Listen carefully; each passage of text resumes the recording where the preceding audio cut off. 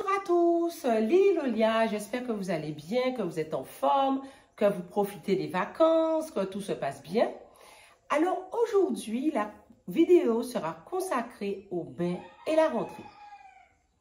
Alors, il y a une tradition très vieille sur les bains et la rentrée, mais c'est vraiment marqué le coup, cette cassure entre la précédente année scolaire et la nouvelle qui se présente. Alors, généralement, vous allez me dire, c'est pour les écoliers et les enfants. C'est vrai, c'est leur période.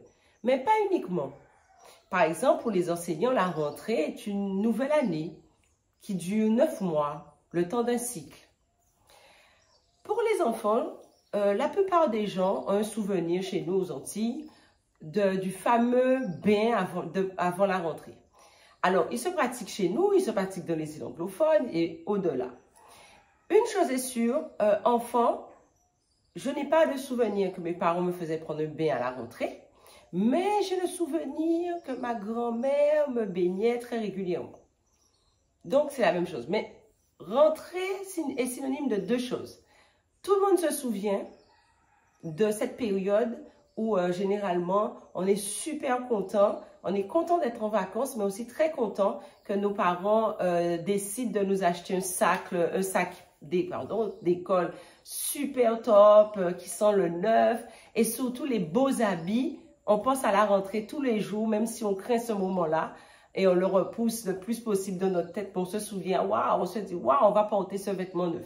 Et aussi petit qu'il pouvait être ce nouveau présent, mais on attendait ce moment avec beaucoup d'excitation pour pouvoir porter ces nouveaux habits, faire peau neuf et commencer une nouvelle année.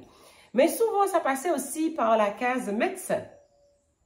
Médecin, oui, pour vérifier, pour demander une petite cure de vitamines ou encore prendre quelques petits médicaments pour les vers ou pour stimuler l'appétit. C'est très fréquent. Mais il y a aussi le passage chez les grands-parents avec la purge. Ah oui, combien ne se souviennent pas de la purge qui était quasi systématique avant la rentrée, afin de bien nettoyer, vraiment, c'était tout un rituel. Et on craignait ce moment parce que, à mon souvenir, quand on nous donnait une purge de, par exemple, d'huile de carapate de qualité, j'avais l'impression d'avoir perdu au moins une journée sur mes vacances. Il m'arrive régulièrement d'en faire aujourd'hui. Je me rends compte que, bon, c'est pas du tout ça.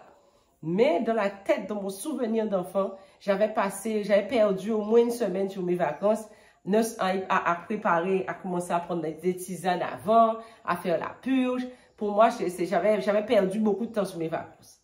Tout est relatif, mais mon temps de vacances était visiblement très compté. Nous allons parler aussi des bains. Alors, quel type de bain réalise-t-on pour la rentrée? Alors, bien sûr, je fais toujours attention au bain de feuillage et ce que j'appelle les parfumages avec ce que j'appelle aussi les petits lotions, les parfums, les choses comme ça. Ou les huiles essentielles. Je vous dirais, et il y en existe plein d'autres, mais bon, on voit ça quand je fais des formations, on voit 13 types de bains différents. Mais, basiquement, ce sont ces bains-là les plus utilisés. Qu'est-ce qui est bon? Qu'est-ce que vous pouvez faire? Par exemple, si vous êtes aux Antilles ou ailleurs, dans l'intimité de votre salle de bain, pour préparer votre enfant. Alors, pour ceux qui sont aux Antilles, vous avez bien sûr nos plantes maîtresses. Arada d'Ouvonègue, ah oui, c'est la base. Ce qu'on appelle le Nîmes, le Vépelet, ou encore le Lilas des Indes, plutôt en Martinique. Ça, c'est la base. Mais on peut aussi rajouter, par exemple, plus fort que l'homme. En fait, l'idée, bien sûr, il y a des gens chez nous, des marchands de feuillage, des tisaneuses, des spécialistes qui sauront vous aider, vous aiguiller en fonction de ce dont vous avez besoin. Mais toutes les plantes qui renforcent, par exemple, plus fort que l'homme, maîtresse des hommes, l'homme fort, toutes ces plantes ont la capacité de donner une force. Ça, c'est une chose. Mais il y en a d'autres. N'oubliez pas de rajouter des fleurs comme fleur soleil, tournesol, atumo. Toutes ces choses, toutes ces fleurs contribuent à apporter un plus à votre bain. Chez nous, il est de coutume de prendre un bain et de choisir un nombre de plantes ou de lotion ou et en nombre impair, très important. Prenez ce temps-là, choisissez ce qu'il vous faut, allez sur le marché, demandez conseil, parce que les personnes sur le marché se font un réel plaisir de conseiller, puisque c'est une mission de vie. Quand je prends l'exemple de Nicaise, vous allez voir Nicaise, il n'y a aucun problème, c'est sa mission de vie. Elle vous conseillera ce qu'il vous faut spécifiquement, parce que je donne des conseils de point de vue général, mais vous avez la possibilité toujours de, comment dire, de pouvoir rajouter quelque chose qui convient beaucoup mieux à votre enfant ou à vous-même en ayant une étude spécialisée, personnalisée. Alors, je disais, vous prenez vos plantes, évidemment, qu'elles soient fraîches, qu'elles soient sèches, puisque bon, vous avez peut-être la possibilité qu'on vous envoie, si vous n'êtes pas aux Antilles, certaines plantes, même si elles sont sèches, c'est pas un souci. Simplement, il faut savoir que il vous faudra plus de plantes sèches que de plantes fraîches. Simplement. Pour avoir la même quantité. Mais je vous avouerai, comme l'homéopathie fonctionne, une petite quantité de chaque peut largement suffire. Par contre, je voudrais que vous puissiez porter une attention particulière à l'eau que vous allez utiliser. Vous pouvez utiliser l'eau du robinet parce que c'est une eau qui coule, bon, c'est très bien. Mais j'aimerais bien que vous puissiez rajouter une eau un peu plus vivante et plus naturelle, comme de l'eau de rivière et de l'eau de pluie. Cela donnera un peu plus de dynamisme à votre bain. Je conviens, oui, c'est un petit peu froid, mais si vous avez cette possibilité, rajoutez un petit peu. Évidemment, c'est un bain qui se prend à température ambiante. Je me souviens que nos anciens prenaient leurs bassines, vous savez, les bassines à l'époque en fer blanc qu'on mettait à l'extérieur, qui restaient toute la journée au soleil, qui se nourrissaient de l'énergie du soleil. Et en fin de journée, c'était bien tiède. On nous faisait prendre notre bain. Préférez ça si vous avez cette chance. Mais sinon, prenez l'eau plutôt juste à peine tiède, pas très chaude, afin de pouvoir y rester un petit moment et y mettre toutes les intentions que vous voulez. Alors, en ce qui concerne les parfumages, vous avez bien entendu des choses pour la réussite. Vous demandez conseil parce que je ne peux pas faire l'apologie d'une marque en particulier, mais vous demandez conseil pour tout ce qui est réussite, triomphe, des choses comme ça. Vous trouverez sans aucun souci des personnes pour vous conseiller là-dessus. Il y a une dernière chose que j'aimerais que vous puissiez porter une attention particulière, c'est à la prière, à l'intention. Alors, j'insisterai jamais trop sur l'intention. L'intention, c'est tout. Alors, si vous êtes chrétien ou musulman ou juif, quelle que soit votre confession ou hindou, il est quand même intéressant de donner une prière à faire à l'enfant. Par exemple, vous avez Notre-Dame de la Réussite ou la prière de l'école. Il y a plein de choses. Je vous conseillerais de lui donner une prière. Pourquoi? Même si vous y croyez moyennement, parce que dans la prière, il répétera un certain nombre de fois, un certain nombre de jours, un certain nombre de temps, les mêmes choses, et ça travaillera son mindset suffisamment pour l'emmener à la réussite.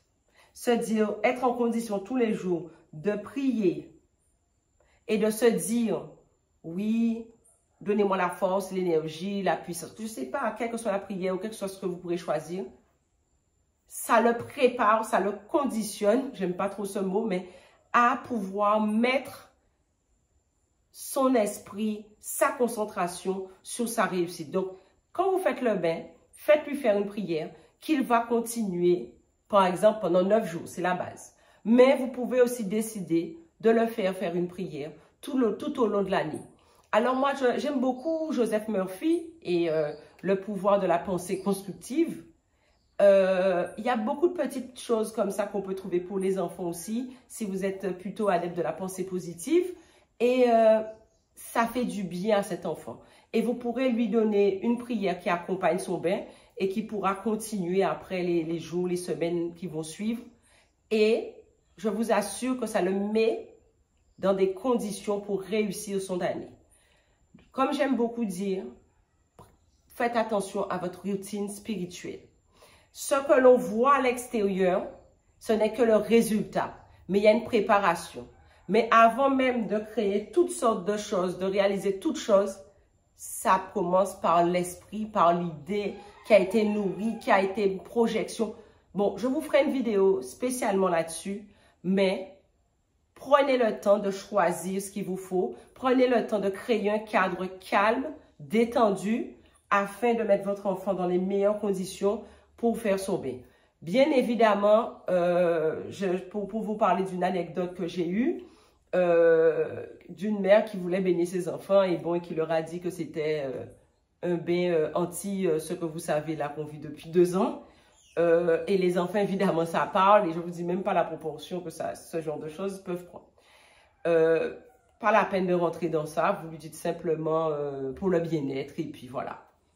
Et puis souvent, ils ne posent pas de questions, ils vont tranquillement faire leurs affaires parce qu'il y a ce qu'on appelle la psychogénéalogie, il y a des choses qui se transmettent dans les gènes et automatiquement et intuitivement, il saura qu'il devra faire son bain tranquillement. Alors, tentez l'expérience pour vos enfants, mais vous pouvez aussi tenter l'expérience pour vous parce que vous pouvez avoir besoin, si vous êtes en vacances, juste avant de reprendre le boulot, d'un bon petit bain pour pouvoir vous remettre en axe pour pouvoir avancer, commencer la nouvelle rentrée avec de nouveaux objectifs, etc.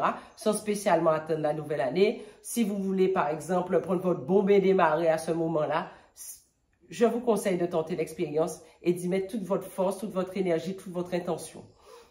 Alors, j'anime ce samedi et l'autre est fin août, un atelier sur les bains et la rentrée, où je montrerai bien sûr plein d'autres plantes et tout ça. Donc, je vous conseille de tenter et de me faire votre retour d'expérience. Si cette vidéo vous a plu, je vous invite à vous abonner et à mettre un petit pouce et activer la cloche de notification pour être tenu informé de mes prochaines parutions. Et voilà, et vous pouvez me faire des suggestions. Je les accueille avec beaucoup de plaisir. Sur ce, je vous souhaite une excellente journée et je vous dis à très bientôt.